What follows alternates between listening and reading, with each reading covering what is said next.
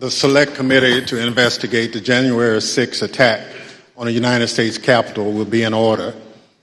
Without objection, the Chair is authorized to declare the committee in recess at any point.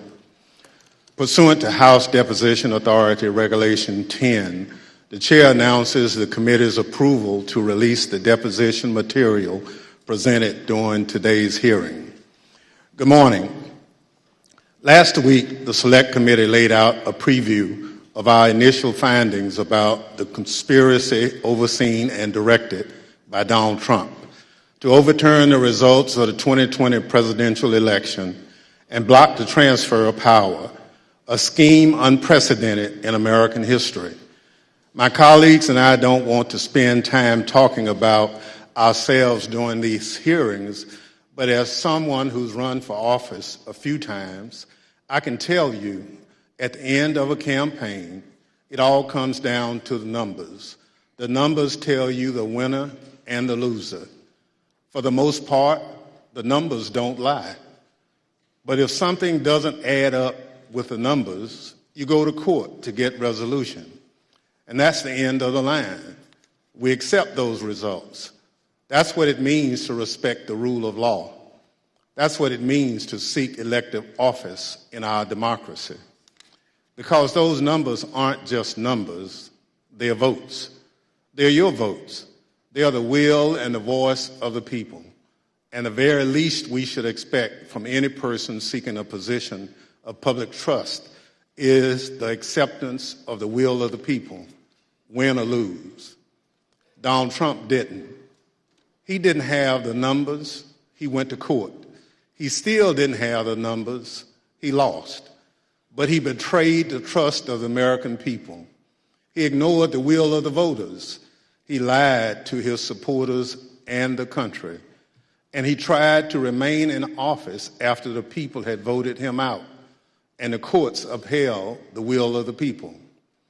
This morning, we'll tell the story of how Donald Trump lost an election and knew he lost an election, and as a result of his loss, decided to wage an attack on our democracy, an attack on the American people by trying to rob you of your voice in our democracy, and in doing so, lit the fuse that led to the horrific violence of January 6th, when a mob of his supporters stormed the Capitol sent by Donald Trump to stop the transfer of power. Today, my colleague from California, Ms. Lofgren, and our witnesses will detail the Select Committee's findings on these matters. But first, I will recognize our distinguished Vice Chair, Ms. Cheney of Wyoming, for any opening statement she'd care to offer.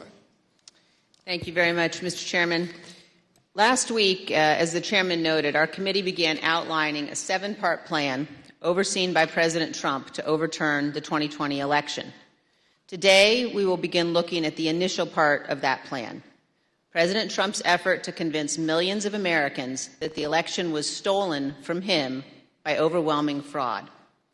A federal court has already reviewed elements of the committee's evidence on this point and said this, quote, "In the months following the election, numerous credible sources from the president's inner circle to agency leadership and statisticians informed President Trump and Dr. Eastman that there was no evidence of election fraud," close quote, sufficient to overturn the 2020 presidential election. The court's opinion methodically documents each of the principal reasons for that conclusion, and I would urge all those watching to read it. Today, we will begin to show the American people some of our evidence. Today, you will hear much more from former Attorney General Bill Barr's recorded testimony, and you will hear in greater detail what others in the department told President Trump, that his claims of election fraud were nonsense. You will also hear much more from President Trump's own campaign experts, who had also concluded that his fraud claims could not be supported. Let me focus briefly on just 3 points now. First, you will hear firsthand testimony that the president's campaign advisors urged him to await the counting of votes and not to declare victory on election night. The president understood even before the election that many more Biden voters had voted by mail because President Trump ignored the advice of his campaign experts and told his supporters only to vote in person. Donald Trump knew before the election that the counting of those mail-in ballots in several states would not begin until late in the day and would not be complete for multiple days. This was expected, reported, and widely known. You will also hear testimony that President Trump rejected the advice of his campaign experts on election night and instead followed the course recommended by an apparently inebriated Rudy Giuliani to just claim he won and insist that the vote counting stop, to falsely claim everything was fraudulent. He falsely told the American people that the election was not legitimate. In his words, quote, a major fraud. Millions of Americans believed him. Second, pay attention to what Donald Trump and his legal team said repeatedly about Dominion voting machines. Far-flung conspiracies with a deceased Venezuelan communist allegedly pulling the strings. This was, quote, complete nonsense, as Bill Barr said. President Trump's own campaign advisors, his Department of Justice, and his cybersecurity experts all told him the same thing. Here, for example, is White House lawyer Eric Hirschman. His view was shared by many of the Trump team whom we interviewed. I thought the Dominion stuff I never saw any evidence whatsoever to sustain those allegations. And third, as Mike Pence's staff started to get a sense for what Donald Trump had planned for January 6th, they called the campaign experts to give them a briefing on election fraud and all the other election claims. On January 2nd, the general counsel of the Trump campaign, Matthew Morgan, this is the campaign's chief lawyer, summarized what the campaign had concluded weeks earlier, that none of the arguments about fraud or anything else could actually change the outcome of the election. Generally discussed on that topic was whether the fraud, maladministration, abuse, or irregularities, if aggregated and read most favorably to the campaign, would that be outcome determinative? And I think everyone's assessment in the room, at least amongst the staff, Mark Short, myself, and Greg Jacob, was that it was not sufficient to be outcome determinative. As is obvious, this was before the attack on the Capitol. The Trump campaign legal team knew there was no legitimate argument, fraud, irregularities, or anything to overturn the election. And yet President Trump went ahead with his plans for January 6th anyway. Mr. Chairman, hundreds of our countrymen have faced criminal charges. Many are serving criminal sentences because they believed what Donald Trump said about the election, and they acted on it. They came to Washington, D.C. at his request. They marched on the Capitol at his request. And hundreds of them besieged and invaded the building at the heart of our constitutional republic. As one conservative editorial board put it recently, quote, Mr. Trump betrayed his supporters by conning them on January 6th, and he is still doing it. Another conservative editorial board that has long supported President Trump said last week, Donald Trump, quote, won't stop insisting that 2020 was stolen, even though he has offered no proof that that is true. And this, Donald Trump now, quote, clings to more fantastical theories, such as Dinesh D'Souza's debunked 2,000 mules, even as recounts in Arizona, Georgia, and Wisconsin confirm Trump lost. Those are the correct conclusions to draw from the evidence gathered by this committee. We have much more evidence to show the American people on this point than we can reasonably show in one hearing. But today, we will begin. Thank you, Mr. Chairman. I yield back. Without objection, the chair recognizes the gentlewoman from California, Ms. Lofgren, for an opening statement. Well, thank you, Mr. Chairman. In our opening hearing, we gave an overview of our investigation into the January 6th attack. The plot to overthrow the election was complex and had many parts, which we'll explore in remaining hearings. But today, we examine the false narrative that the 2020 election was, quote, stolen.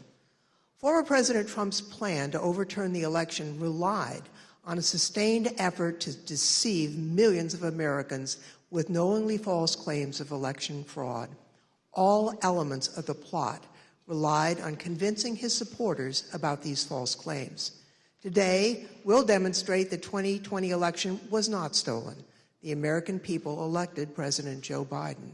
We'll present evidence that Mr. Trump's claims of election fraud were false, that he and his closest advisors knew those claims were false, but they continued to peddle them anyway, right up until the moments before a mob of Trump supporters attacked the Capitol.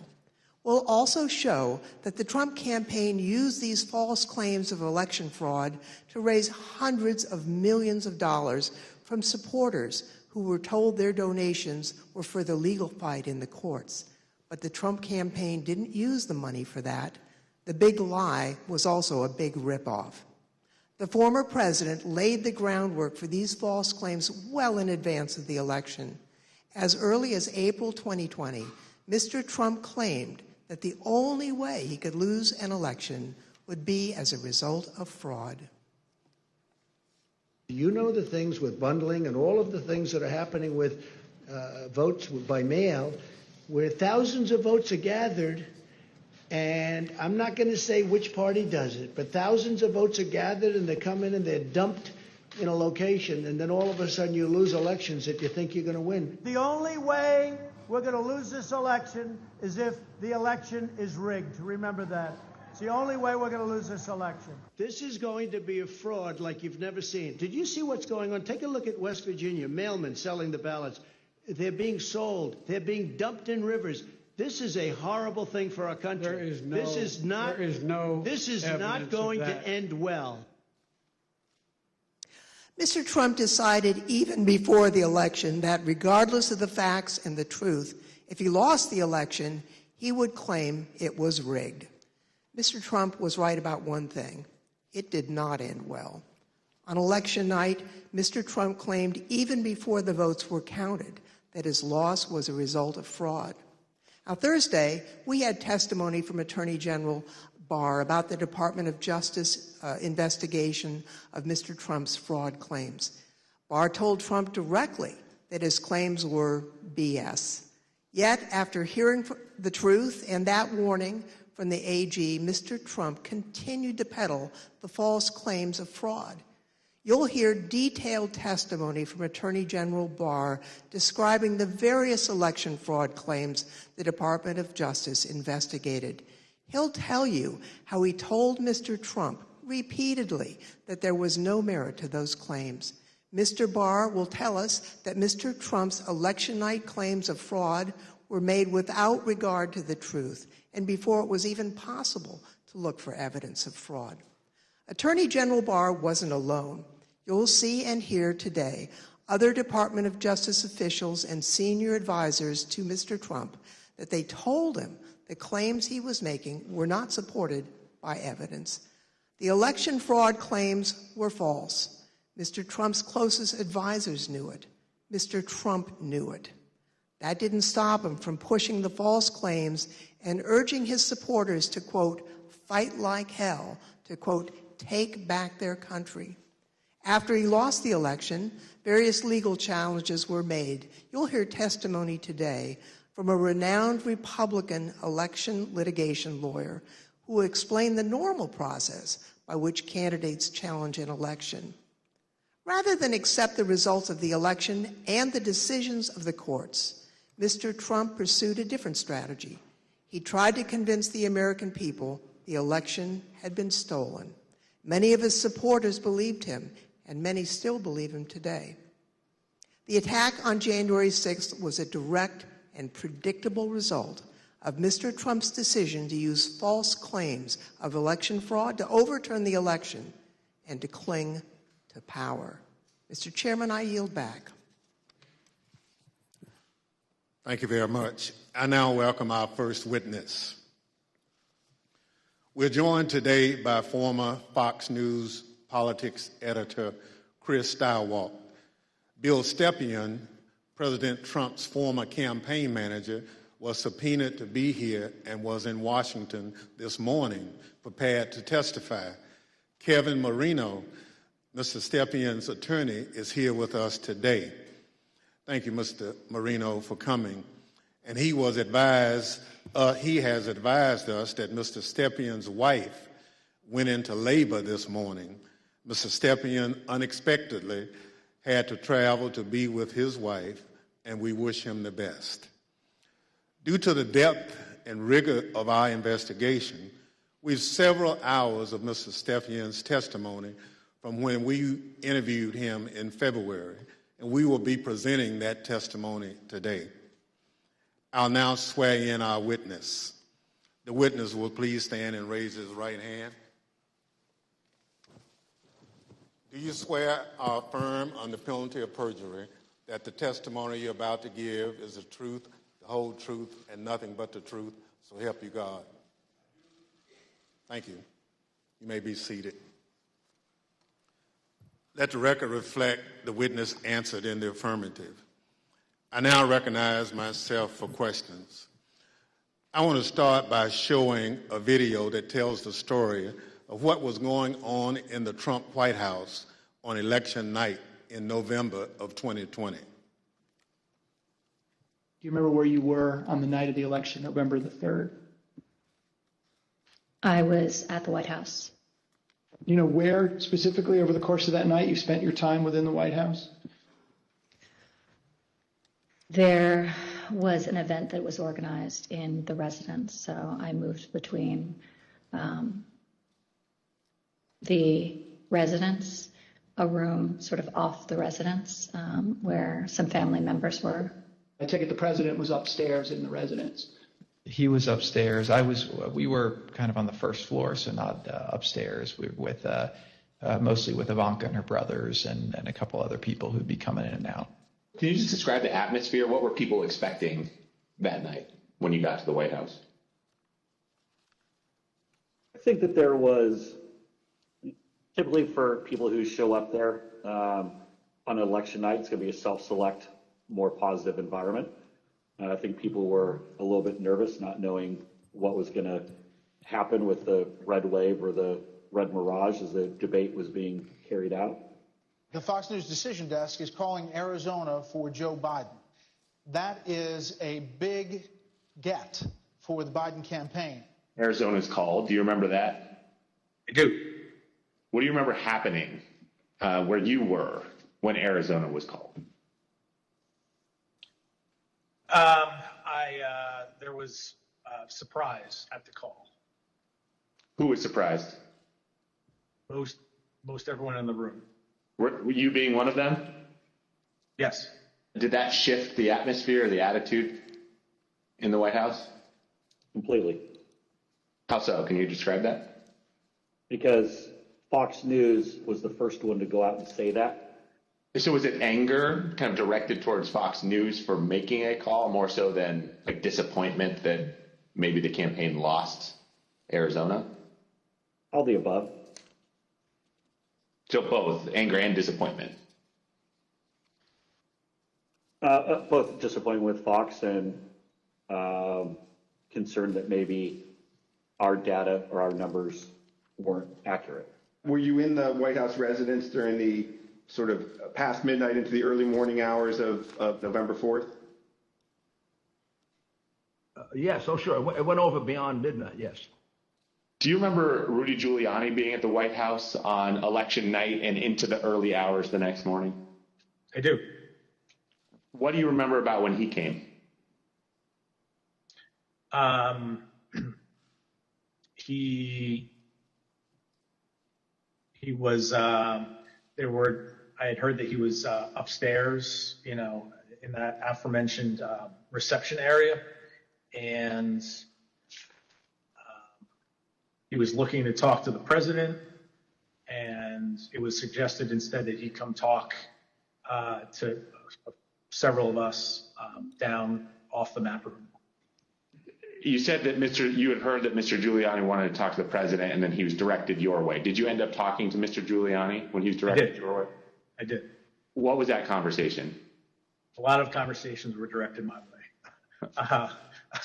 A few of us, myself, Jason Miller, Justin Clark, and Mark Meadows, gathered in a room off the map room to listen to whatever Rudy presumably wanted to say to the president. Was there anyone in that conversation who, in your observation, had too much to drink? Like Mayor Giuliani. Tell me more about that. What was your observation about his potential intoxication during that discussion about what the president should say when he's addressed the nation on election night? And the mayor was definitely intoxicated, but I do not know his level of intoxication when he spoke with the president, for example.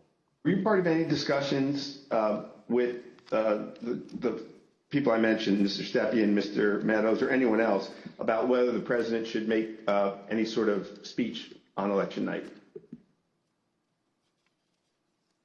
I mean, I spoke to the president. They may have been present, but President spoke to the president several times that night.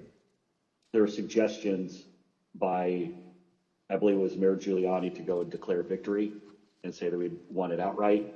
It was far too early to be making any calls like that.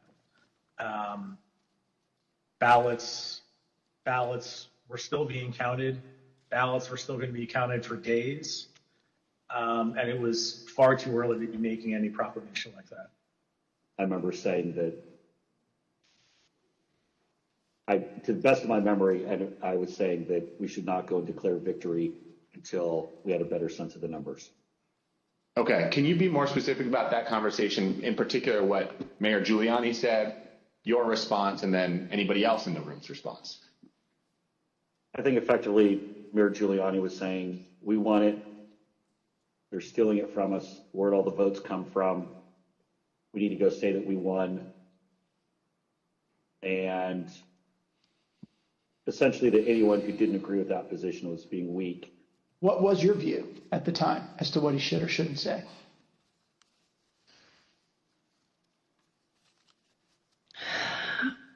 I don't know that I had a firm view as to what he should say in that circumstance. The results were still being counted. It was becoming clear that the race would not be called on election night. My belief, my recommendation was to say that votes were still being counted.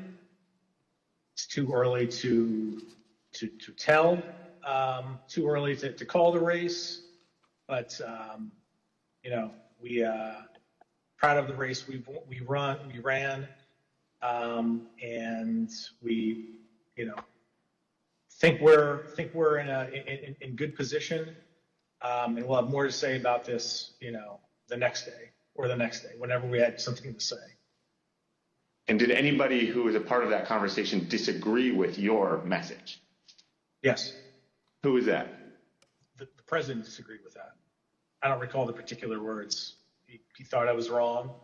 He told me so, and that they were going to go he was going to go in a different direction. This is a fraud on the American public. This is an embarrassment to our country. We were getting ready to win this election. Frankly, we did win this election. We did win this election.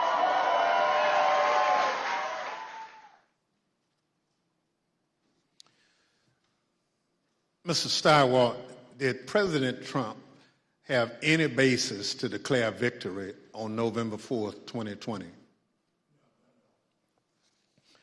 Thank you.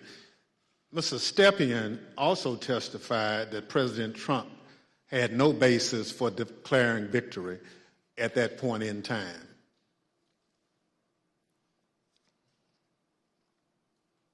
My belief, my recommendation was to say that votes were still being counted.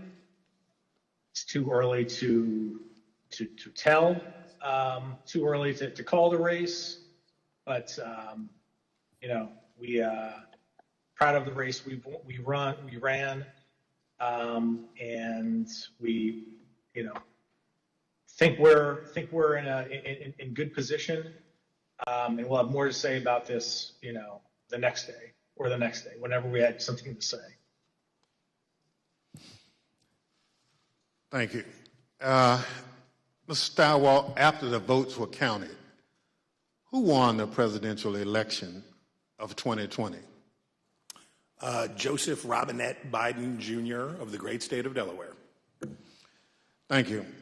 That's the bottom line. We've had an election. Mr. Trump lost, but he refused to accept the results of the democratic process. Pursuant to Section 5C8 of House Resolution 503, I now recognize the gentlewoman from California, Ms. Lofgren, for questions. Well, thank you, Mr. Chairman. Mr. Stirewalt, I'd like you to explain a term that was thrown around a lot during the election, and that's the so-called red mirage. What does that mean? So, in the 40 or 50 years, let's say, that Americans have increasingly chosen to vote by mail or early or absentee, Democrats prefer that method of voting more than Republicans do. So basically, in every election, Republicans win Election Day and Democrats win the early vote. And then you wait and start counting, and it depends on which ones you count first, but usually it's Election Day votes that get counted first.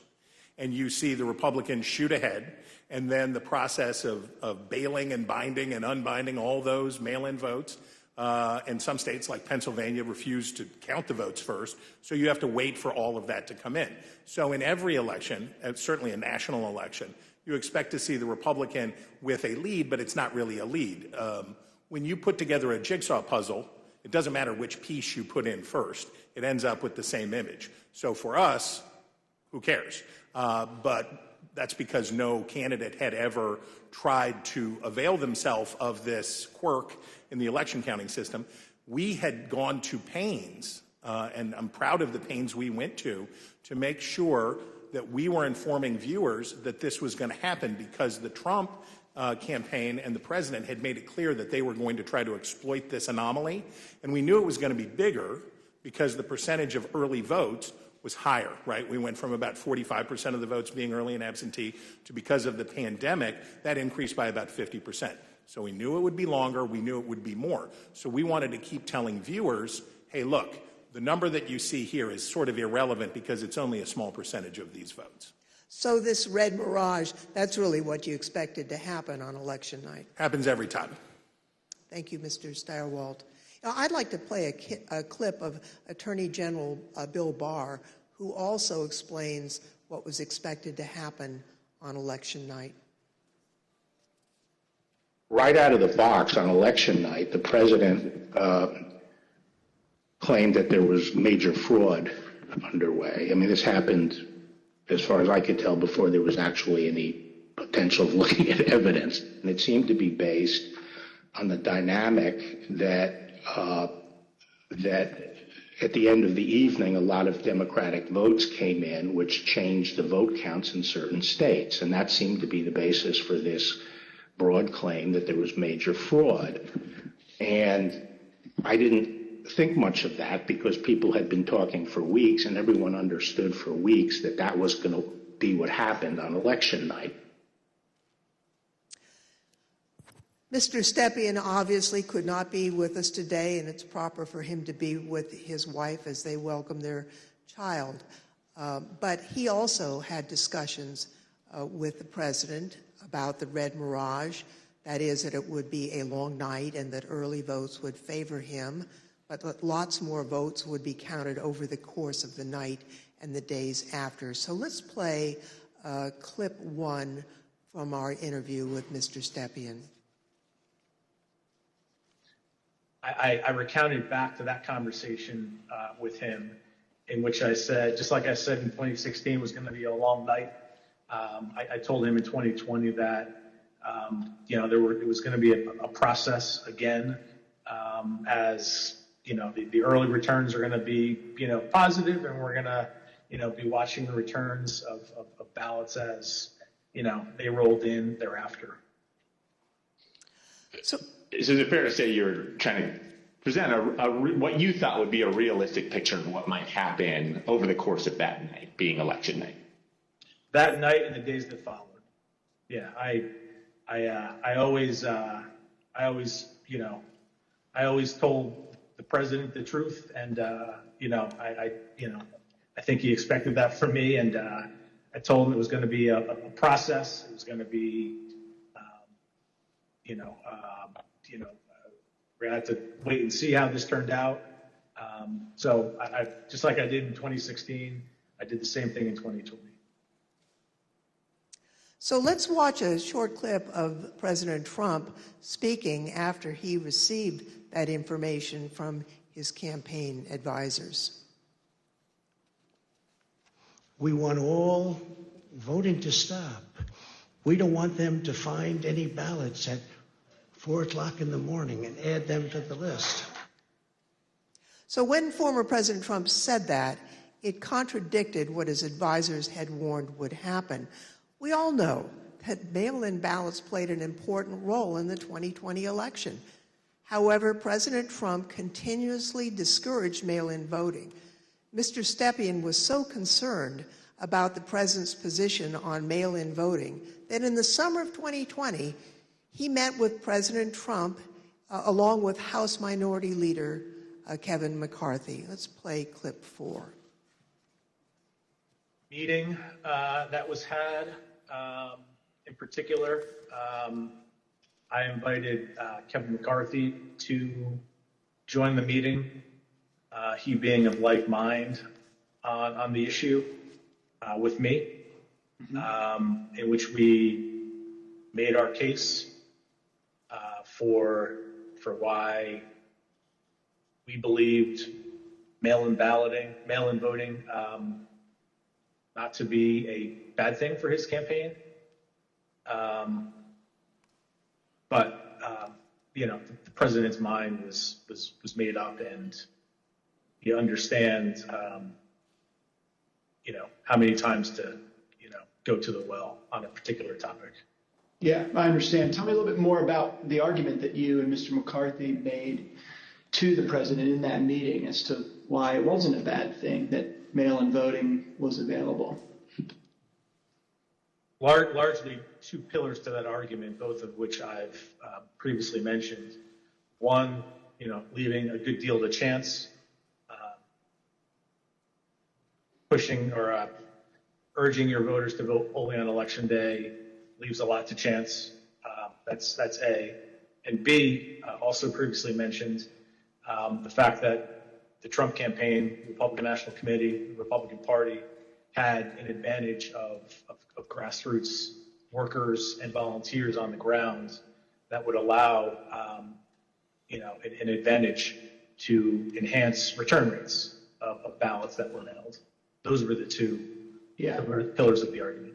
I see. And what, if anything, do you recall Representative McCarthy saying during that meeting? We were echoing the same argument. I mean, his words echoed mine, and vice versa on those two topics.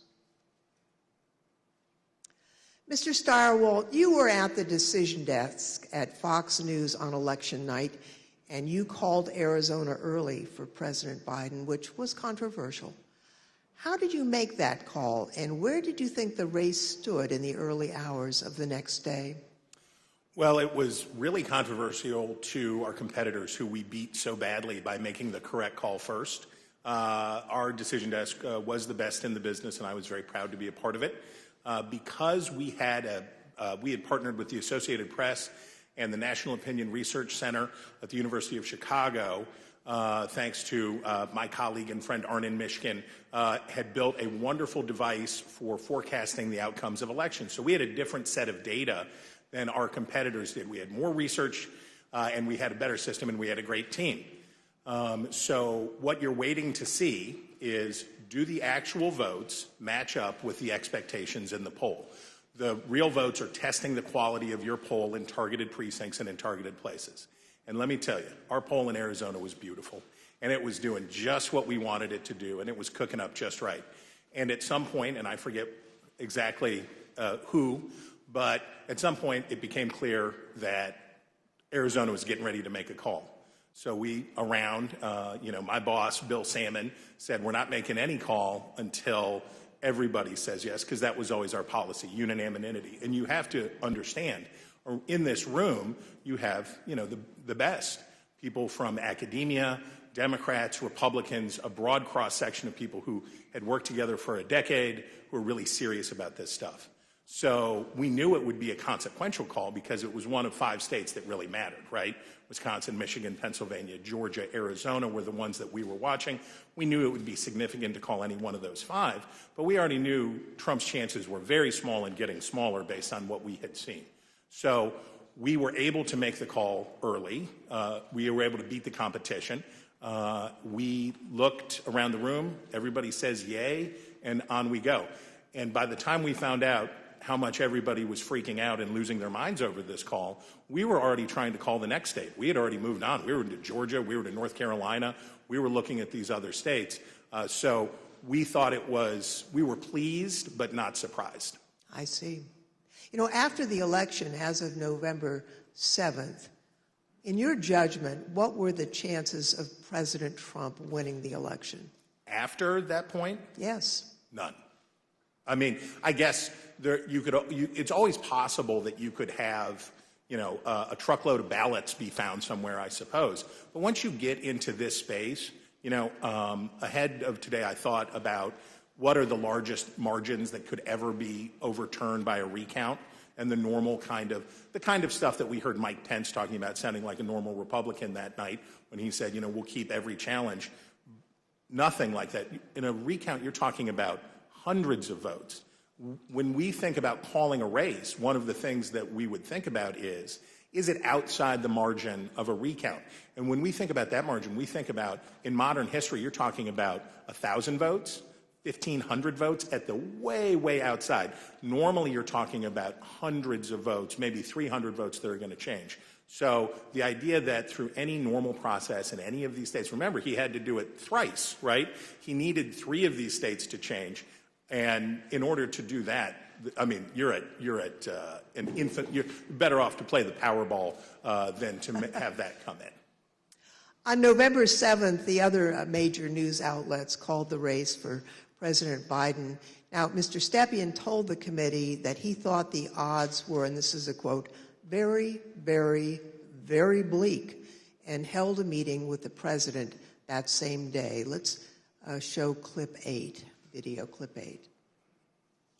I mean, with each day that wore on, I mean, the trajectory of the race on election night, Trump ahead in many states, and as that week wore on, as the 3rd became the 4th, became the 5th, and so on and so forth, and the vote by mail ballots were tabulated, Trump's lead, grew more narrow, and in some places, Biden surpassed, Trump in the vote totals. So as the week wore on, as we paid attention to those numbers multiple times a day, internally, I was feeling less confident for sure. What was your view on the state of the election at that point? Very, very, very bleak.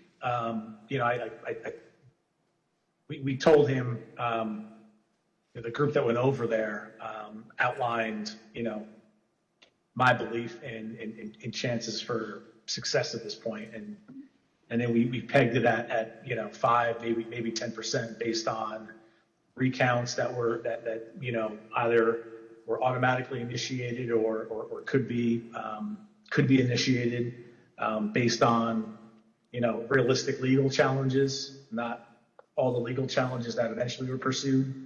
But it was, my belief is that it was a very, very, 5 to 10%. It's not a very good, optimistic outlook. Now, as President Trump and others continued to claim that the election was stolen, there were lawyers who were a part of the campaign lawyers, who were responsible for investigating the fraud claims.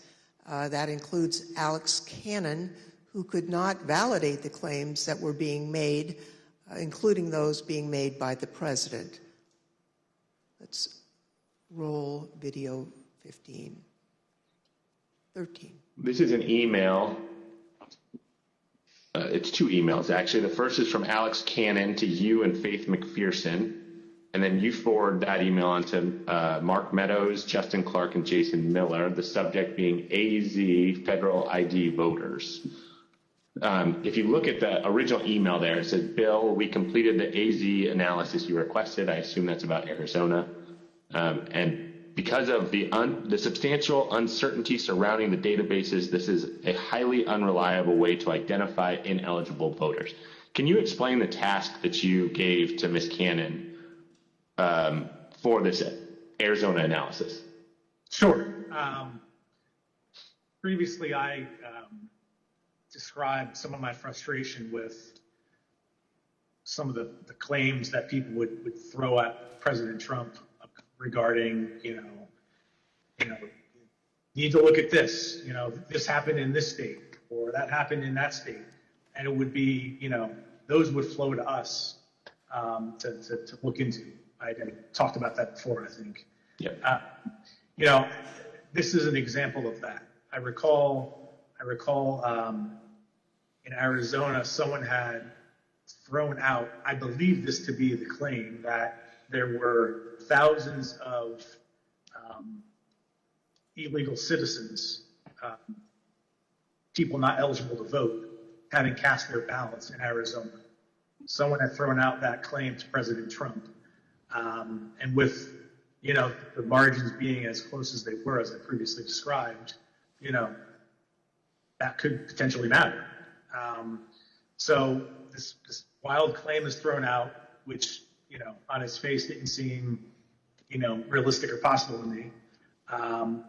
I asked Alex to look at the claim, and I haven't read this full email, but I recall the response to that. The reality of that was not illegal citizens voting in the election. I think it was like overseas voters voting in the election. So obviously, people who were eligible to vote.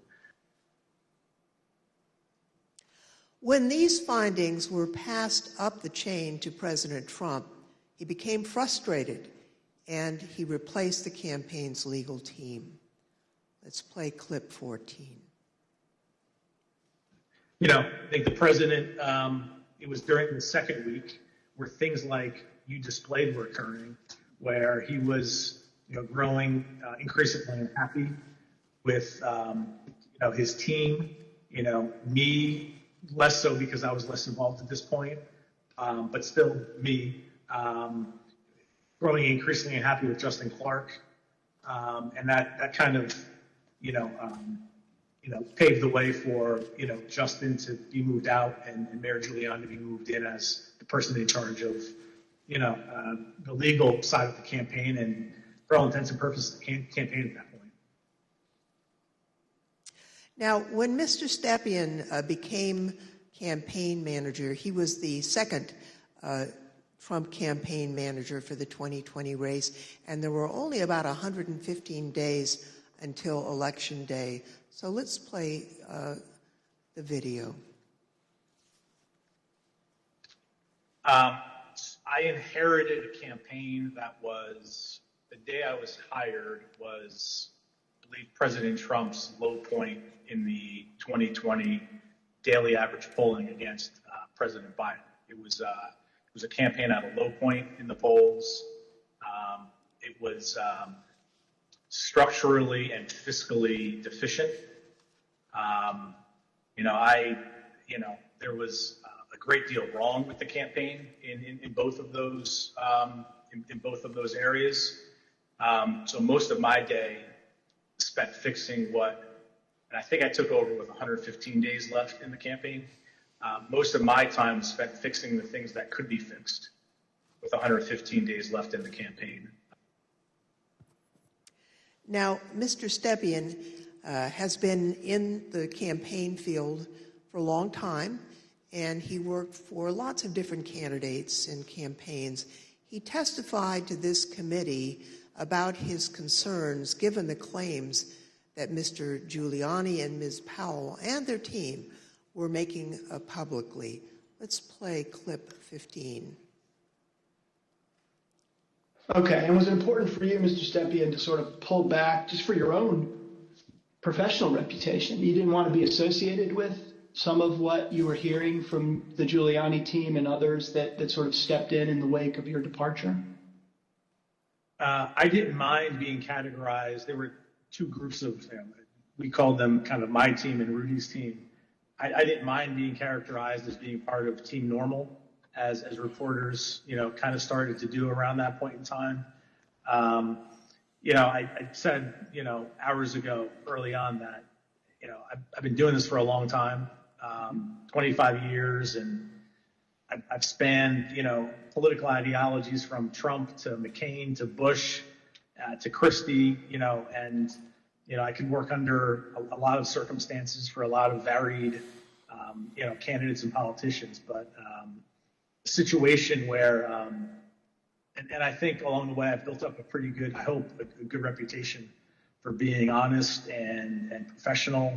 And I didn't think what was happening was necessarily honest or professional at that point in time. So that led to me stepping away.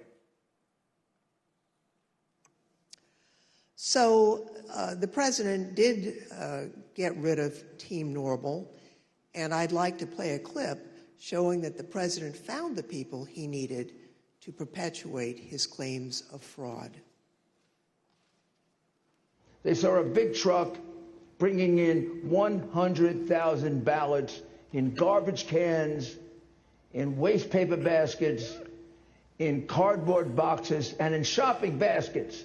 And every single one of them was for Biden because they were being notified by Smartmatic in Frankfurt that Biden was way behind and they better come up with a lot more ballots. And we can prove every single thing I just said. If you gave me the paper ballots, I could probably turn around each one of these states. I'm absolutely convinced if you let me examine each one of those ballots, I'd pull out enough that were fraudulent that it would shake the hell out of the country. It can set and run an algorithm that probably ran all over the country to take a certain percentage of votes from President Trump and flip them to President Biden, which we might never have uncovered had the votes for President Trump not been so overwhelming in so many of these states that it broke the algorithm. I remember that one of the things Mark said at some point was, you can't show an actual vote was flipped, which I found at the time to be a remarkable assertion because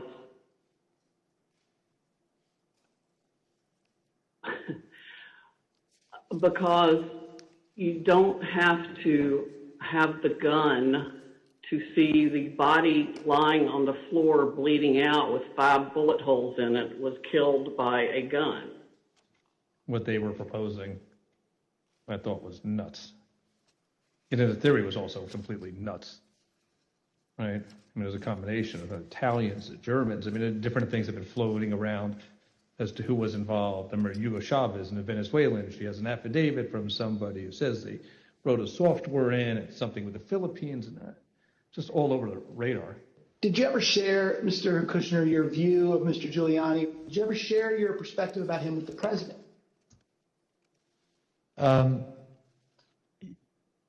I guess,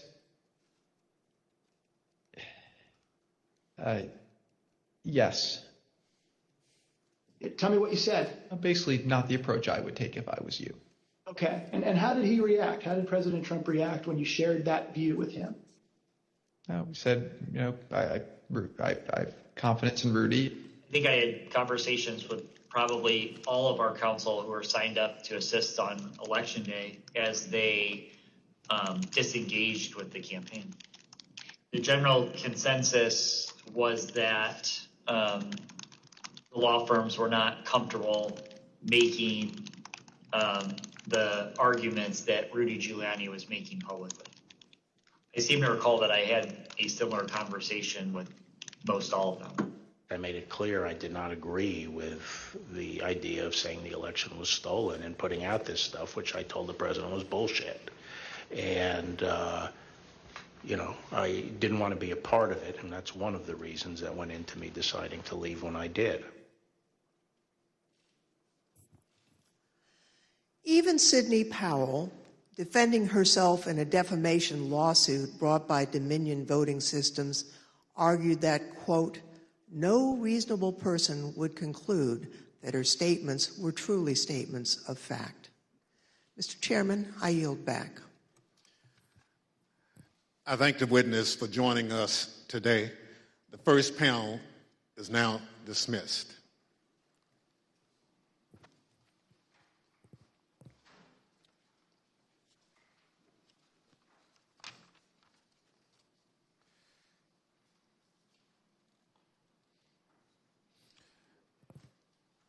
Without objection, the chair recognizes the gentlewoman from California, Ms. Lofgren. Thank you, Mr. Chairman. Last week, we presented the testimony of former Attorney General Bill Barr, who testified before this committee. Today, we present additional evidence, including his testimony that former President Trump started making claims of election fraud immediately after the election, and that Barr concluded the claims were untrue. Now, due to the length of Attorney General Barr's testimony, we're only going to include relevant portions at the hearing today. So let's play the video. The department, in fact, when we received specific and credible allegations of fraud, made an effort to look into these to satisfy ourselves that they were without merit. And I was in the posture of trying to figure out, there was an avalanche of all these allegations of fraud that built up over a number of days, and it was like playing whack-a-mole because something would come out one day and then the next day it would be another issue. Also, I was influenced by the fact that all the early claims that I understood were completely bogus and silly and usually based on complete misinformation. And so I didn't consider the quality of claims right out of the box to give me any, feeling that there was really substance here. For the first time since the election, the Attorney General spoke personally with the President on November 23rd, and this was at the White House. Let's play the video, please. So on November 23rd, I hadn't spoken to the President since the election, and in fact, as I said, since the middle of October, roughly. And it was a little getting awkward because obviously he had lost the election and I hadn't said anything to him. And so Cipollone said, I think it's time you come over here. And so I came over to meet with the President in the Oval Office, and Meadows and Cipollone were there. And the President, and this is leading up to this conversation with Kushner, the President said there had been major fraud and that as soon as the facts were out, the results of the election would be reversed.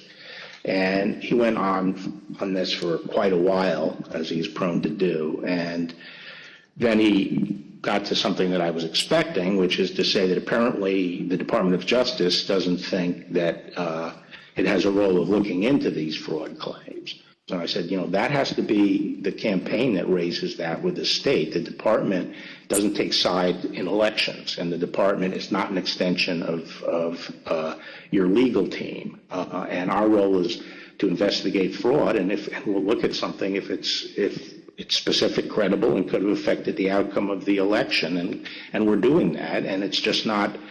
They're just not meritorious. They're not panning out.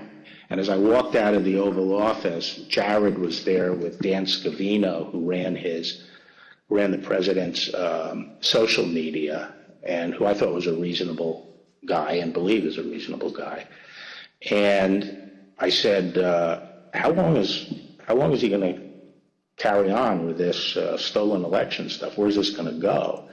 And by that time, Meadows had caught up with me and leaving the office and caught up with me and said that he said, look, I think that he's becoming more realistic and knows that there's a limit to how far he can take this. And then Jared said, yeah, we're working on this. We're working on it. Even after his attorney general told him his claims of election fraud were false, President Trump continued to promote these claims. I felt that things continued to deteriorate between the 23rd and the weekend of the 29th. And then on November 29th, he appeared on Maria Bartiromo's show, Sunday Futures, I believe it was, and he said that the department was missing in action. Well, no, we had glitches where they moved thousands of votes from my account to Biden's account, and these are glitches. So they're not glitches, they're theft, they're fraud, absolute fraud. This election was over, and then they did dumps. They call them dumps, big, massive dumps in Michigan and Pennsylvania and all over. How the FBI and Department of Justice, I don't know, maybe they're involved, but how people are allowed to get away from this stuff with this stuff is unbelievable. Now, spurred by what he saw, Barr told the Associated Press on December 1st that there was no evidence of election fraud, and immediately after Attorney General Barr's statement went public, Mr. Trump berated and he nearly fired Barr. But Barr persisted in telling the president that there was no evidence to support the fraud claims. This got under my skin, but I also felt it was time for me to say something. So I set up a lunch with the AP reporter, Mike Balsamo, and I told him at lunch, I made this statement that to date we have not seen fraud on a scale that could have affected a different outcome in the election. I had a later meeting scheduled at the White House at 3 o'clock with Meadows. This was previously scheduled, so I knew this was going to come up, and I went over there and I told my secretary that I thought I would probably be fired and told not to go home. I mean, not to go back to my office. So I said, you might have to pack up for me. And so when I got over there, I met with the chief of staff. He said the president was angry. He didn't really get into the issue of the fraud. And then I went up to Pat Cipollone's office and we were talking with each other. And word came down that he wanted us both to go to the Oval.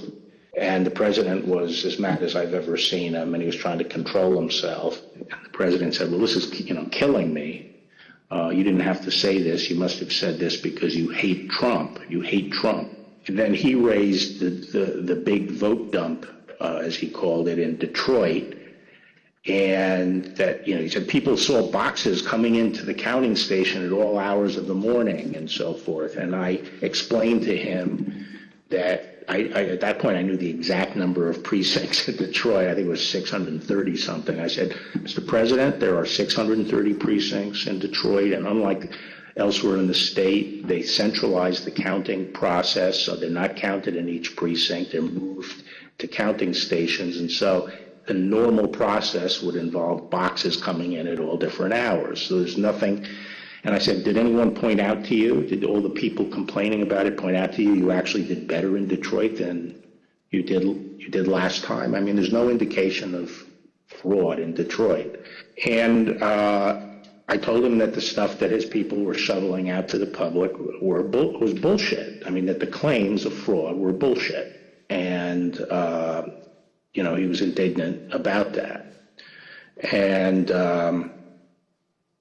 I reiterated that they'd wasted a whole month on these claims on the Dominion voting machines, and they were idiotic claims. And I specifically raised the Dominion voting machines, which I found to be among the most disturbing allegations. Disturbing in the sense that I saw absolutely zero basis for the allegations, but they were made in such a sensational way that they obviously were influencing a lot of people, members of the public, that there was this systemic corruption in the system and that their votes didn't count and that these machines controlled by somebody else were actually determining it, which was complete nonsense. And it was being laid out there. And I told them that it was crazy stuff and they were wasting their time on that. And it was doing a grave disservice to the country. Okay, so the very next day, the president released a video rehashing some of the very same claims that his chief law enforcement officer had told him were, quote, nonsense. Here's an example. This is Michigan. At 6:31 in the morning, a vote dump of 149,772 votes came in unexpectedly. We were winning by a lot. That batch was received in horror. We have a company that's very suspect. Its name is Dominion. With the turn of a dial or the change of a chip, you can press a button for Trump and the vote goes to Biden. What kind of a system is this? Barr again told the president that there was nothing to these claims on December 14th. When I walked in, sat down, he went off on a monologue saying that there was now definitive evidence involving fraud through the Dominion machines. And a report had been prepared by a very reputable cybersecurity firm, which he identified as Allied Security Operations Group, and he held up the report, and then he asked that a copy of it be made for me. And while a copy was being made, he said, this is absolute proof that the Dominion machines were rigged. The report means that I'm going to have a second term. And then he gave me a copy of the report. And as he talked more and more about it, I sat there flipping through the report and looking through it. And to be frank, it looked very amateurish to me. Didn't have the credentials of the people involved, but I didn't see any real qualifications. And the statements were made very conclusory, like, these machines were designed to, engage in fraud or something to that effect, but I didn't see any supporting information for it. And I was somewhat demoralized because I thought, boy, if he really believes this stuff, he has, lost contact with he's become detached from reality if he really believes this stuff. On the other hand, when I went into this and would, tell him how crazy some of these allegations were, there was never an indication of interest in what the actual facts were. In my opinion then, and my opinion now, is that the election was not stolen by fraud. And I haven't seen anything since the election that changes my mind on that, including the 2000 Mules movie.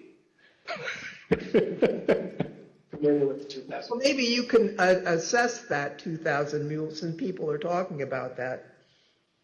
Well, I mean, just in a nutshell, I just think the GBI was unimpressed with it, and I was similarly unimpressed with it because I think I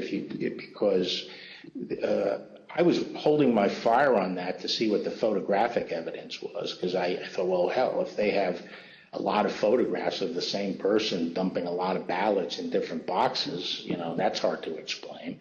So I wanted to see what the photographic evidence was. But the cell phone data is singularly unimpressive. I mean, basically, if you take 2 million cell phones and figure out where they are physically in a big city like Atlanta or wherever, just by definition, you're going to find many hundreds of them have passed by and spent time in the vicinity of these boxes.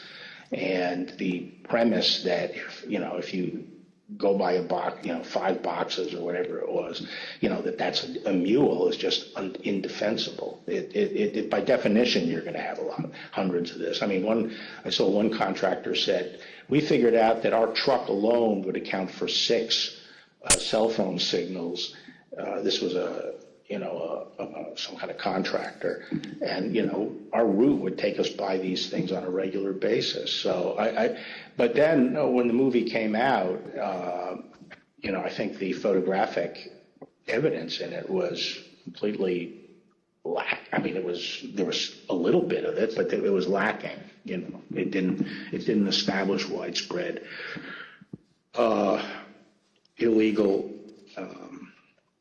harvesting. The other thing is people don't understand is that it's not clear that even if you can show harvesting, that changes the results of the election. The courts are not going to throw out votes and then figure out what votes were harvested and throw them out. It's still the burden on the challenging party to show that illegal votes were cast. Votes were the result of undue influence or bribes, or there was really, the person was non compos mentis. But absent that evidence, I just didn't see courts throwing out votes anyway. I felt that before the election, it was possible to talk sense to the president. And while you sometimes had to engage in, a big wrestling match with him, that it was possible to keep things on track, but I felt that after the election he didn't seem to be listening, and I didn't think it was that I was inclined not to stay around if he wasn't listening to advice from me or his other cabinet secretaries. So on December 14th, Barr quit. Now, the Attorney General wasn't the only person who told the president that his claims were false. Other officials and close advisors told him the same thing. Rather than try to address a counterfactual or a hypothetical, let me just say there were instances where the president would say, people are telling me this, or I've heard this, or I saw on television, this impropriety in Atlanta or Pennsylvania or something. And we were in a position to say, our people have already looked at that, and we know that you're getting bad information, that's not correct. It's been demonstrated to be incorrect from our point of view, and been debunked. A month and a half or so after the election day, and at that meeting, various allegations of fraud were discussed, and Eric and Pat didn't, told the group, the president included, that none of those allegations had been substantiated to the point where they could be the basis for any litigation challenge to the election. President Trump's own vice president and his top advisors also knew that there wasn't evidence to support the claims that the president was making. Anyone else other than Mr. Meadows who asked you about the status, outside of your legal group, Mr. Morgan and the others you mentioned, anyone else who asked you the status of what you were finding in your assessment of it? Yes, sir. Who's that? Peter Navarro. When did you talk to Mr. Navarro? Mid-November. Around the same time as Mr. Meadows? Yes, sir. And tell me about that conversation. I recall him asking me questions about Dominion and maybe some other categories of allegations of voter fraud. And I remember telling him that I didn't believe the Dominion allegations because I thought the hand recount in Georgia would resolve any issues with a technology problem with Dominion or Dominion flipping votes. And I mentioned at that time that the CISA, Chris Krebs, had recently released a report saying that the election was secure. And I believe Mr. Navarro accused me of being an agent of the deep state working with Chris Krebs against the president. And I never took another phone call from Mr. Navarro. Anyone else besides Mr. Meadows, Mr. Navarro, Mr. Hirschman that you had discussions with inquiring about what you were finding in your review of the allegations that were pouring in?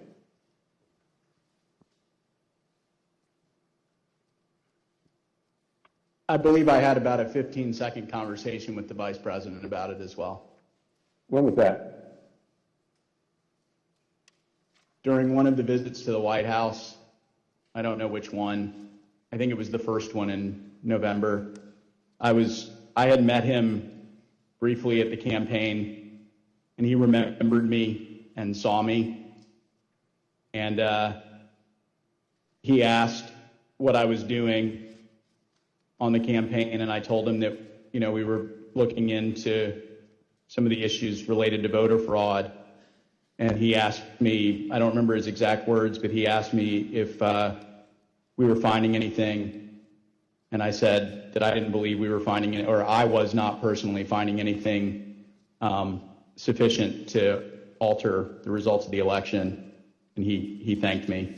That was our interaction. At a later hearing, you'll hear live testimony from the former acting Deputy Attorney General of the Department of Justice, Rich Donahue. But now I'd like to play a portion of his testimony. I tried to, again, put this in perspective and to try to put it in very clear terms to the president. And I said something to the effect of, sir, we've done dozens of investigations, hundreds of interviews. The major allegations are not supported by the evidence developed. We've looked at Georgia, Pennsylvania, Michigan, Nevada. We're doing our job. Much of the info you're getting is false.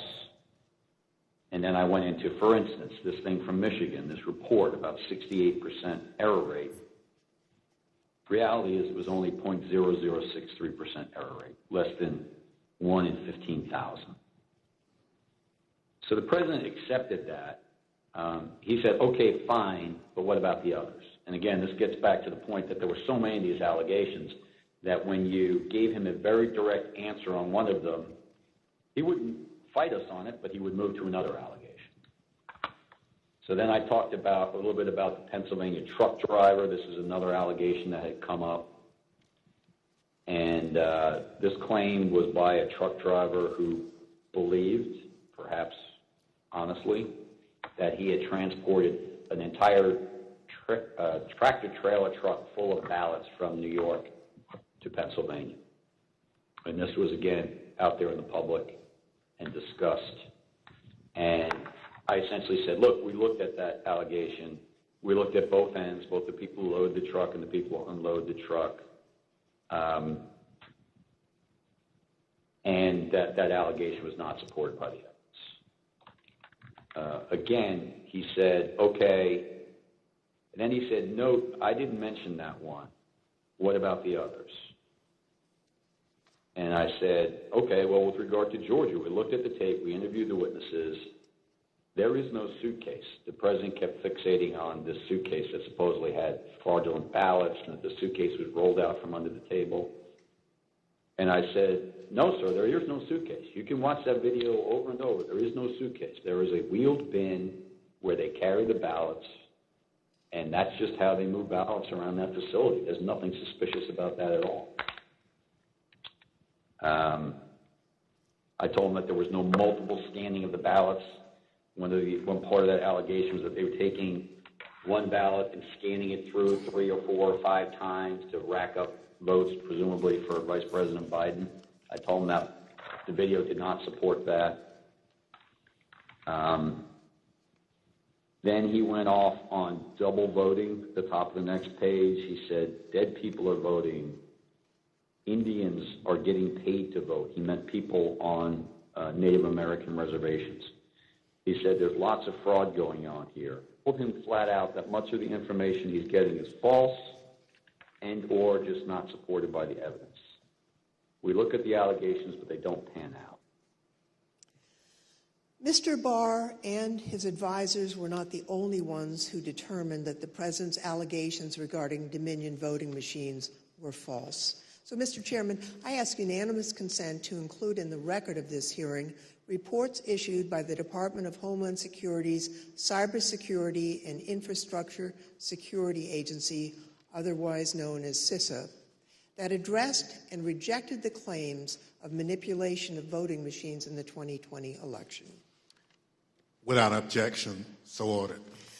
Thank you, Mr. Chairman. I also ask unanimous consent to include in the record a report prepared by the Michigan Senate Oversight Committee that disproved claims of election fraud in Michigan, as well as a statement by 59 of the country's leading election security scientists, noting the absence of any credible evidence that the 2020 election had been altered through technical compromise, and 5 other reports from organizations and individuals confirming there was no widespread fraud in the 2020 election or describing the spread of the former president's lies. Without objection, so ordered. Thank you, Mr. Chairman, and I yield back. Pursuant to the order of the committee for today, the chair declares the committee in recess for a period of approximately 10 minutes.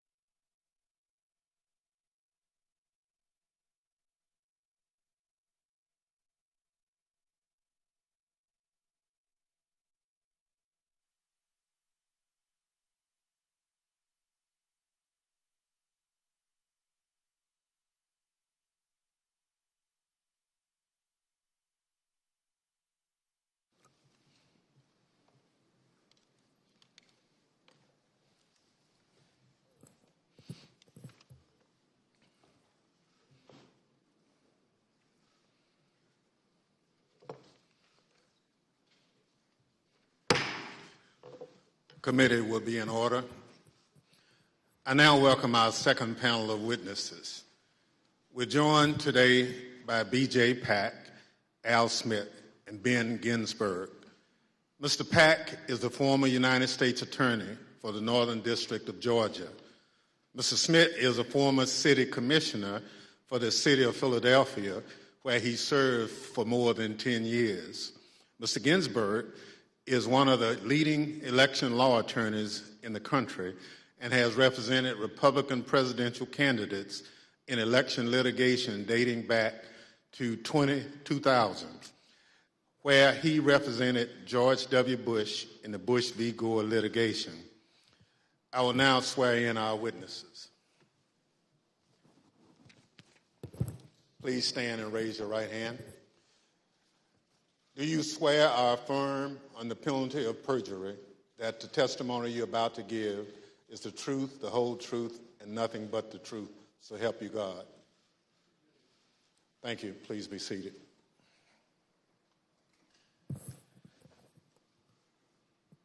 Let the record reflect the witnesses answered in the affirmative.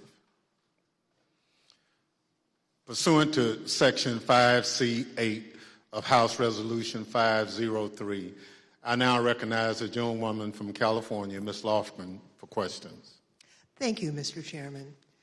Before the break, I think you all heard Mr. Barr and Mr. Donahue talk about the false claims that Mr. Trump and his supporters made about suitcases of fake ballots in Georgia. We have a witness here today who thoroughly investigated that issue. Mr. Pack, I want to thank you for appearing before us today. You were appointed by President Trump to serve as the U.S. Attorney for the Northern District of Georgia, and you served from 2017 until January of 2021. You were the lead federal prosecutor there and worked for the Department of Justice under then Attorney General Bill Barr. Now, were you ever asked by Attorney General Barr to investigate claims of voter fraud in the 2020 election? And if so, what were those claims? Thank you, Congressman Lofgren. Thank you for the question. Approximately December 4th, I believe, of 2020, Attorney General Barr and I had a conversation about an unrelated case to the case at issue. At the end of the conversation, Mr. Barr had asked me if I had seen a certain videotape that was being reported in the news where Mr. Giuliani, in a Senate subcommittee hearing that was held the day before, May 3rd, showed a videotape of a purportedly a security tape at the State Farm Arena in Atlanta, which is also in Fulton County in the city of Atlanta. Yes. At the time, Mr. Barr asked me that he had made a public statement that he had not seen any widespread election fraud that would question the outcome of the election. And because of the videotape and the serious allegation that Mr. Giuliani was making with respect to the suitcase full of ballots purported in the video, he asked me to find out what I could about it, because he had envisioned that in some days after our call that he was going to go to the White House for a meeting, and then that issue might come up. He asked me to make it a priority to get to the bottom of, to try to substantiate the allegation made by Mr. Giuliani. Thank you. I understand the Georgia Secretary of State's office investigated those State Farm Arena allegations and didn't find any evidence of fraud. What did you find when your office conducted its own investigation? We found that the suitcase full of ballots, the alleged black suitcase that was being seen pulled from under the table, was actually an official lockbox where ballots were kept safe. We found out that there was a mistake in terms of a misunderstanding that they were done counting ballots or tallying ballots for the night, and the partisan watchers that was assigned by each of the respective parties were announced to send home. But once they realized the mistake, someone from the Secretary of State's office had indicated that, no, we're not done for the night. You need to go ahead and continue counting. So once they packed up the lockbox full of ballots, they brought back the official ballot box again and continue to tally the ballots from the lockbox. Unfortunately, during the Senate hearing, Mr. Giuliani only played a clip that showed them pulling out the official ballot box from under the table and referring to that as a smoking gun of fraud in Fulton County. But in actuality, in review of the entire video, it showed that that was actually an official ballot box that was kept underneath the tables. And then we saw them pack up because of the announcement that they thought they were done for the night. And then once the announcement was made that you should continue counting, they brought the ballot box back out and they continued to count. The FBI interviewed the individuals that are depicted in the videos that purportedly were double, triple counting of the ballots, and determined that nothing irregular happened in the counting, and the allegations made by Mr. Giuliani were false.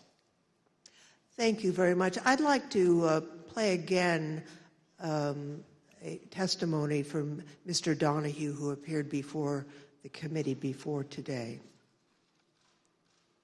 Mr. Donahue, we talked at some length about whether or not the White House or the President was informed about the Antrim report. On the results of the investigations, the interviews that have gone on Fulton County, how would those results have been communicated to the White House, to the President? I don't know how they were initially communicated. I do know that they came up in subsequent conversations with the President, and Dag Rose and I essentially told him we looked into that, and it's just not true. Okay, so he was informed. I told the President myself that several times in several conversations, that these allegations about ballots being smuggled in a suitcase and run through the machine several times, it was not true. That we looked at the video, we interviewed the witnesses, it was not true. Mr. Pack, after you left the U.S. Attorney's Office on January 4th, 2021, did the next U.S. Attorney there, I think Mr. Trump's personal pick, Bobby Christine, did he investigate any remaining claims of fraud? And if so, did he find any evidence that supported the President's claims of voter fraud? It is my understanding that Mr. Christine continued any investigations that were pending at the time of my departure, but he was unable to find any evidence of fraud that affected the outcome of the election. So after investigating the President's and Mr. Giuliani's claims about voter fraud in Georgia, is it your view today that there was no evidence of widespread fraud sufficient to undermine confidence in the outcome of the election in Georgia? That is correct. Thank you, Mr. Pack. And I want to thank you also for the service that you've given to our country. We appreciate that. Next, I'd like to turn to President Trump's false allegations about election integrity in Philadelphia. The Attorney General discussed these allegations at some length. You know, the idea, the President has repeatedly suggested that there was some kind of outpouring of unexpected votes in inner city areas like Philadelphia as recently as January 13th when he walked off the NPR set. He was asked by the interviewer, what's your evidence of fraud? And he said more people voted in Philadelphia than there were voters. And that was absolute rubbish. The turnout in Philadelphia was in line with the state's turnout. And in fact, it was not as impressive as many suburban counties. And there was nothing strange about the Philadelphia turnout. It wasn't like there was all these unexpected votes that came out in Philadelphia. So, I think once you actually look at the votes and then there's an obvious explanation. For example, in Pennsylvania, Trump ran weaker than the Republican ticket generally. He ran weaker than two of the state candidates. He ran weaker than the congressional delegation running for federal Congress, and he ran weaker than the Republican, I think. I haven't looked at this recently, but he generally was a weak element on the Republican ticket. So that does not suggest that the election was stolen by fraud. How about Pennsylvania and Bill McSwain? We were talking to the U.S. Attorney in Philadelphia about an alleged discrepancy between the number of absentee ballots issued and the number of ballots cast. Right. So that was one of the big ones for a period of time. I think that was raised at Gettysburg by Giuliani or something like that. But it kept on being repeated, and I found it annoying because it didn't seem that it was right. So I called McSwain, and he got back to me. He said, no, the problem is that Mastriano threw out this number, and what he did was he mixed apples and oranges. He took the number of applications for the Republican primary, and he compared it to the number of absentee votes cast in the general election. But once you actually go and look and compare apples to apples, there's no discrepancy at all. And, that's one of the, I think at some point I covered that with the president. We have another witness here today who has detailed knowledge about the election process in Philadelphia. Mr. Schmidt, at the time of the 2020 presidential election, you were serving as the only Republican member of Philadelphia's three-member city commission, which is responsible for overseeing elections throughout the city. Is that correct? That's correct, Congressperson. So President Trump made numerous claims regarding fraudulent voting practices in Philadelphia, including the claim that dead people were voting. In fact, Mr. Giuliani told Pennsylvania state legislators that 8,000 dead people voted in Pennsylvania. You investigated those claims of voter fraud. Can you tell us what you found? Not only was there not evidence of 8,000 dead voters voting in Pennsylvania, there wasn't evidence of 8. We took seriously every case that was referred to us, no matter how fantastical, no matter how absurd, and took every one of those seriously, including these. As it turns out, even Mr. Trump's campaign lawyers knew that the dead voter claims weren't valid. I guess the crooks in Philadelphia are disappointed in this. They only submitted 8,021 ballots from dead people, mail-in ballots for dead people. It's probably easier for dead people to submit mail-in ballots than it is to vote in person. Rudy was, at this stage of his life, in the same ability to manage things at this level or not. And obviously, I think Bernie Kerik publicly said it. They never proved the allegations that they were making, and they were trying to develop. Mr. Schmidt, on November 11th, 2020, President Trump tweeted about you, saying, and here's a quote, "A guy named Al Schmidt, a Philadelphia commissioner and so-called Republican, or rhino, is being used big time by the fake news media to explain how honest things were with respect to the election in Philadelphia. He refuses to look at a mountain of corruption, dishonesty. We win." As a result of that tweet and the CNN interview you gave where you stated the dead voter claims in Pennsylvania were false, you and your staff were subjected to disturbing threats. Can you tell us about that? The threats prior to that tweet, and on some level it feels almost silly to talk about a tweet, but we can really see the impact that they have, because prior to that, the threats were pretty general in nature. Corrupt election officials in Philadelphia are going to get what's coming to them. You're what the Second Amendment is for. You're walking into the lion's den, all sorts of things like that. After the president tweeted at me by name, calling me out the way that he did, the threats became much more specific, much more graphic, and included not just me by name, but included members of my family by name, their ages, our address, pictures of our home, just every bit of detail that you could imagine. That was what changed with that tweet. Behind me are redacted threats that you received, that you provided to the committee. Now, we redacted portions of the text to protect your family. Mr. Schmidt, I think I speak for all of my colleagues when I say we are deeply sorry for what you and your loved ones have been through. And I also want to thank you for your service to your country and for standing up for the rule of law.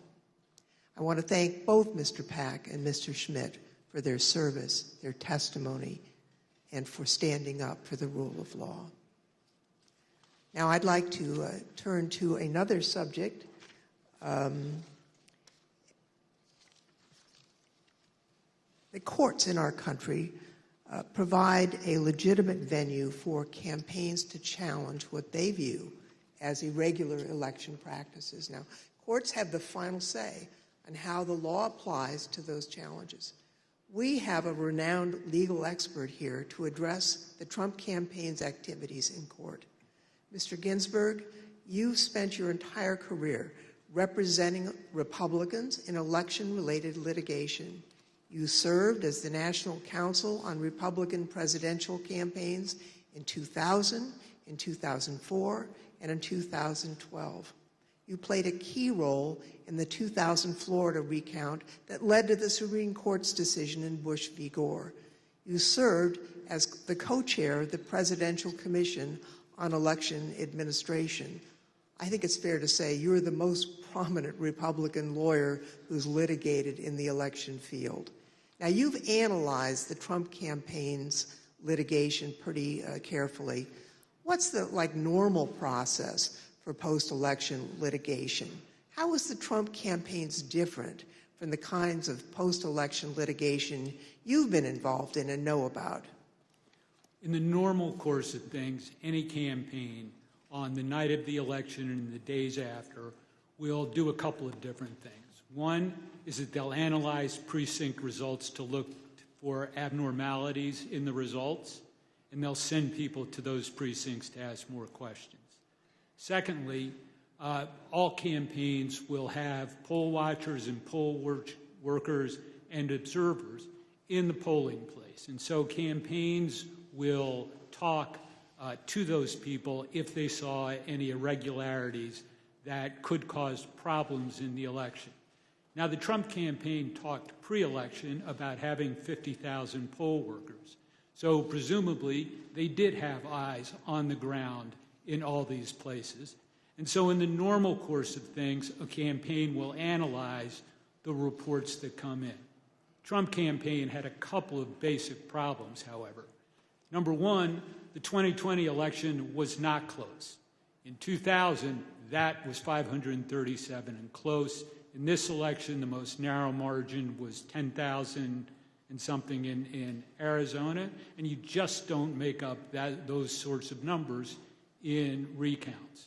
And when the claims of fraud and irregularities were made, you've heard very compelling testimony from Mr. Stepien, from Matt Morgan, from Alex Cannon about those claims and how they didn't believe them. And so that put the Trump campaign on sort of a process of bringing cases without the actual evidence that you have to have in which the process is designed to bring out. So are you aware of any instance in which a court found the Trump campaign's fraud claims to be credible? No, there was never that instance. In all the cases that were brought, and I've looked at the more than 60 that include more than 180 counts, and no, the simple fact is that the Trump campaign did not make its case. The Select Committee has identified 62 post-election lawsuits filed by the Trump campaign and his allies between November 4th, 2020 and January 6th, 2021. Those cases resulted in 61 losses and only a single victory, which actually didn't affect the outcome for either candidate. Despite those 61 losses, President Trump and his allies claim that the courts refused to hear them out, and as a result, they never had their day in court. Mr. Ginsberg, what do you say about the claims that Mr. Trump wasn't given an opportunity to provide the evidence they had of voter fraud? Did they have their day in court?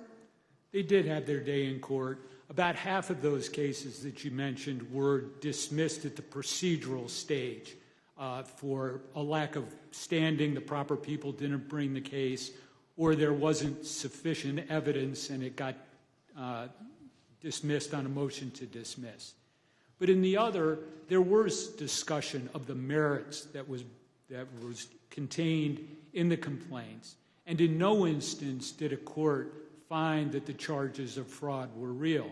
And it's also worth noting that even if the Trump campaign complained that it did not have its day in court, there had been post-election reviews in each of the 6 battleground states that could have made a difference, and those ranged from the somewhat farcical Cyber Ninjas case in Arizona to the Michigan Senate report that was mentioned earlier, the hand recount in Georgia that Mr. Pack addressed.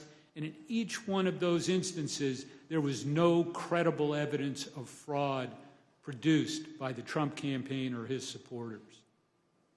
Thank you. As Mr. Ginsberg has explained, there are no cases where the Trump campaign was able to convince a court that there was widespread fraud or irregularities in the 2020 election. Over and over, judges appointed by Democrats and Republicans alike directly refuted this false narrative. They called out the Trump campaign's lack of evidence for its claims, and the judges did that even in cases where they could have simply thrown out the lawsuit without writing a word. You can see behind me a few excerpts from the decisions in these 62 cases. The Trump campaign's lack of evidence was criticized by judges across the political spectrum. In Pennsylvania, a Trump-appointed judge concluded, quote, "Charges require specific allegations and proof. We have neither here." Another Trump-appointed judge warned that if cases like these succeeded, quote, "Any disappointed loser in a presidential election able to hire a team of clever lawyers could flag claimed deviations from election results and cast doubt on election results." The list goes on and on. Allegations are called, quote, "an amalgamation of theories, conjecture, and speculation." In another, strained legal arguments without merit, unsupported by evidence, derived from wholly unreliable sources, a fundamental and obvious misreading of the Constitution. The rejection of President Trump's litigation efforts was overwhelming. 22 federal judges appointed by Republican presidents, including 10 appointed by President Trump himself, and at least 24 elected or appointed Republican state judges dismissed the president's claims. At least 11 lawyers have been referred for disciplinary proceedings due to bad faith and baseless efforts to undermine the outcome of the 2020 presidential election. Rudy Giuliani had his license to practice law suspended in New York, and just this week, a newly filed complaint will potentially make his suspension from practicing law in D.C. permanent. And as we've just heard from perhaps the most preeminent Republican election lawyer in recent history, the Trump campaign's unprecedented effort to overturn its election loss in court was a deeply damaging abuse of the judicial process. As stated by U.S. District Court Judge David Carter, this was, quote, "a coup in search of a legal theory." Thank you, Mr. Chairman. I yield back. I want to thank our witnesses for joining us today. The members of the Select Committee may have additional questions for today's witnesses, and we ask that you respond expeditiously in writing to those questions. Without objection, members will be permitted 10 business days to submit statements for the record, including opening remarks and additional questions for the witnesses. The second panel of witnesses is now dismissed.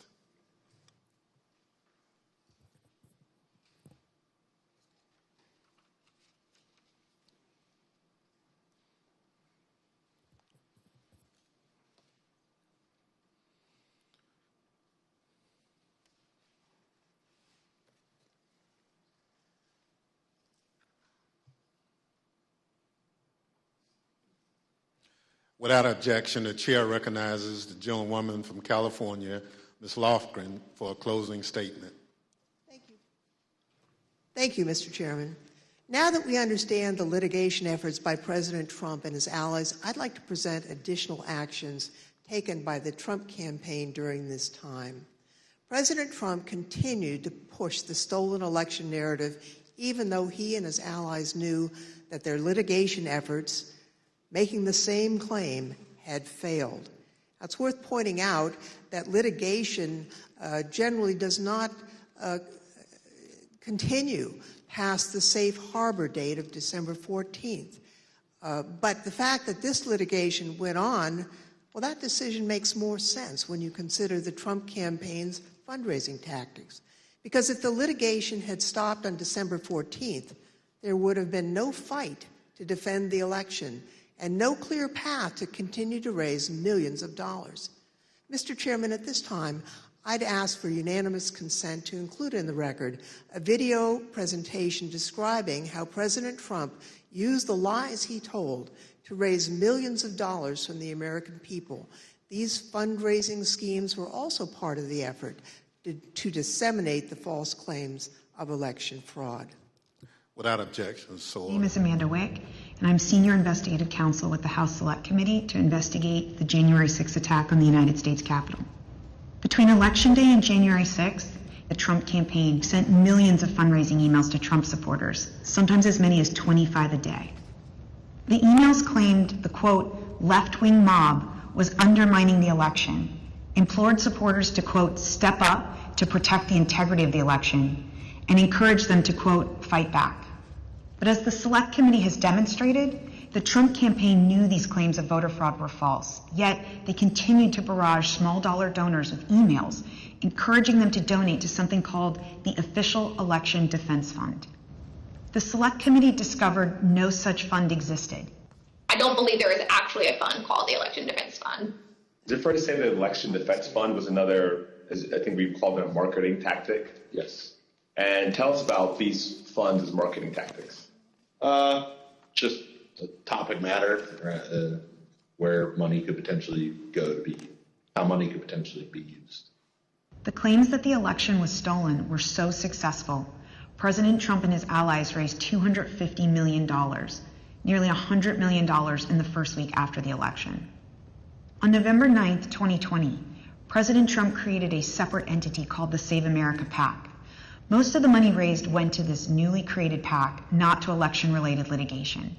The Select Committee discovered that the Save America PAC made millions of dollars of contributions to pro-Trump organizations, including $1 million to Trump Chief of Staff Mark Meadows' charitable foundation, $1 million to the America First Policy Institute, a conservative organization which employs several former Trump administration officials, $204,857 to the Trump Hotel Collection, and over $5 million to Event Strategies, Inc., the company that ran President Trump's January 6th rally on the Ellipse. All of us here today do not want to see our election victory stolen by emboldened radical left Democrats, which is what they're doing. The evidence developed by the Select Committee highlights how the Trump campaign aggressively pushed false election claims to fundraise, telling supporters it would be used to fight voter fraud that did not exist.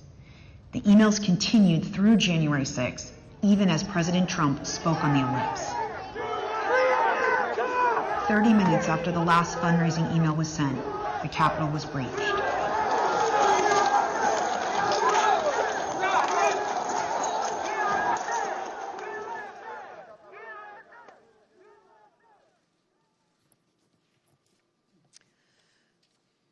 Every American is entitled and encouraged to participate in our electoral process. Political fundraising is part of that. Small dollar donors use scarce disposable income to support candidates and causes of their choosing, to make their voices heard. And those donors deserve the truth about what those funds will be used for.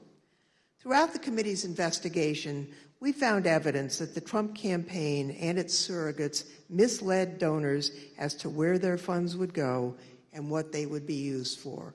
So not only was there the big lie, there was the big ripoff. Donors deserve to know where their funds are really going. They deserve better than what President Trump and his team did. Mr. Chairman, I yield back. Without objection, the chair recognizes the gentlewoman from Wyoming, Ms. Cheney, for a closing statement.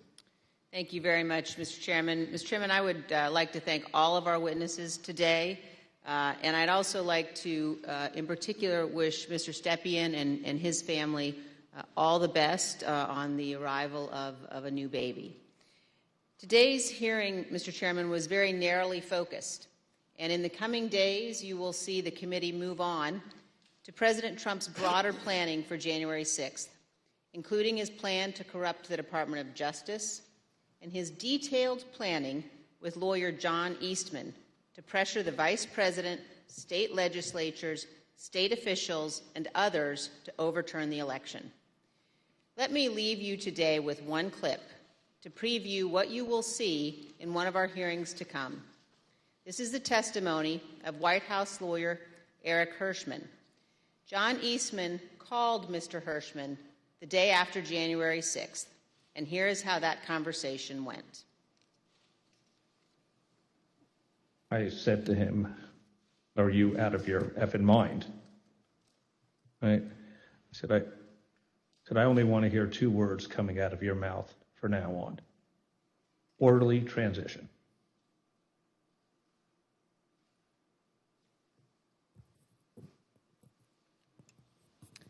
Thank you, Mr. Chairman. I yield back.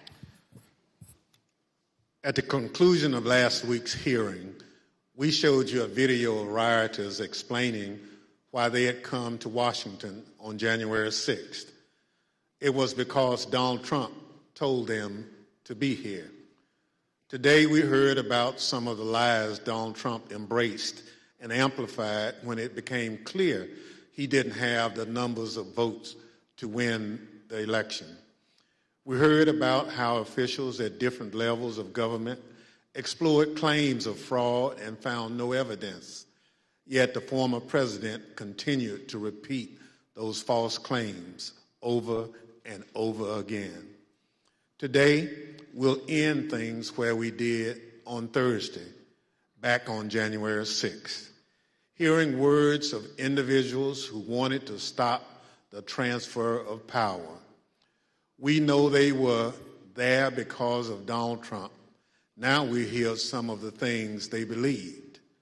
Without objection, I enter into the record a video presentation. I know exactly what's going on right now. Fake election. They think they're gonna fucking cheat us out of our vote and put communist fucking Biden in office. It ain't fucking happening today, buddy. You voted? Yes, sir. How'd it go? Voted early. It went well, except for the can't really trust the software. Dominion software all over it. We voted, and right in the top right-hand corner of the Dominion voting machine that we used, there was a Wi-Fi symbol with 5 bars. So that most definitely connected to the internet, without a doubt. So they stole that from us twice. We're not doing it anymore. We're not taking it anymore. So we're standing up, we're here, and whatever happens, we're not laying down again. I'm from Pennsylvania. It didn't work. It absolutely worked. It didn't work. No. Trust the system. 200,000 people that weren't even registered voted. 430,000 votes disappeared from President Trump's tally. And you can't stand there and tell me that it worked. I don't want to say that what we're doing is right. But if the election's being stolen, what is it going to take?